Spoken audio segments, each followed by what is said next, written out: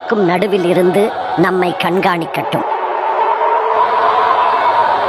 நீ என் மகள்களை மோசமாக நடத்தினால் அல்லது என் மகள்களை தவிர நீ வேறு பெண்களை திருமணம் செய்தால் நம்மோடு யாரும் இல்லை என்றாலும் பார், கடவுள் உனக்கும் எனக்கும் சாட்சியாக இருக்கிறார் என்றான்.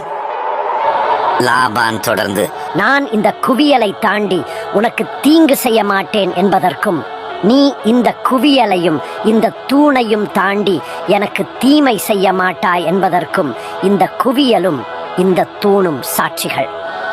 ஆபிரகாமின் கடவுளும் நாகோரின் கடவுளும் அவர்களின் தந்தையின் கடவுளும் நமக்கிடையே தீர்ப்பளிப்பவராயிருக்கட்டும் என்றான். யாக்கோபு தனது தந்தை ஈசாக்கின் கடவுள் மீது சத்தியம் செய்தார். பின்னர் மலையில் ஒரு பலி செலுத்தினார் மற்றும் அப்பம் சாப்பிட தனது உறவினர்களை அழைத்தார். அவர்கள் அப்பம் சாப்பிட்ட பின் அந்த மலையில் இரவை கழித்தனர்.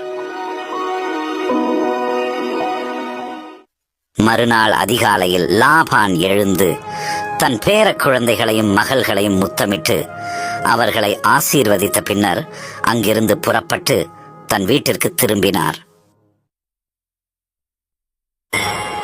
அவருக்கும் லாபானுக்கும் இடையே சமாதான உடன்படிக்கை செய்த நிலையில் யாக்கோபு கானான் தேசத்திற்கு தனது பயணத்தை தொடர்ந்தார்.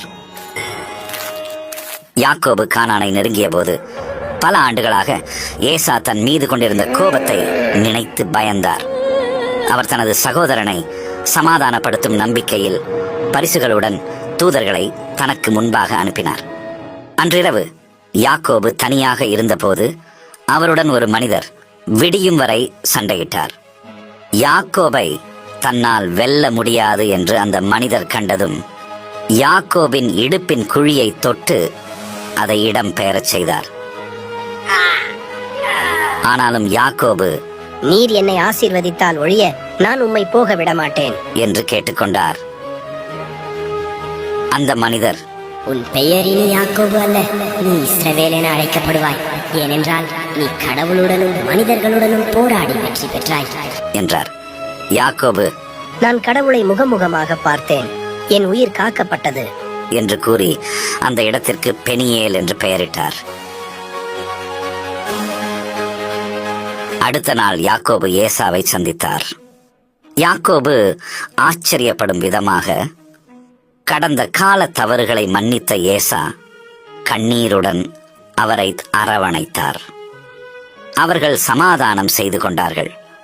யாக்கோபு தனது சந்ததியினருக்கு வாக்களிக்கப்பட்ட கானான்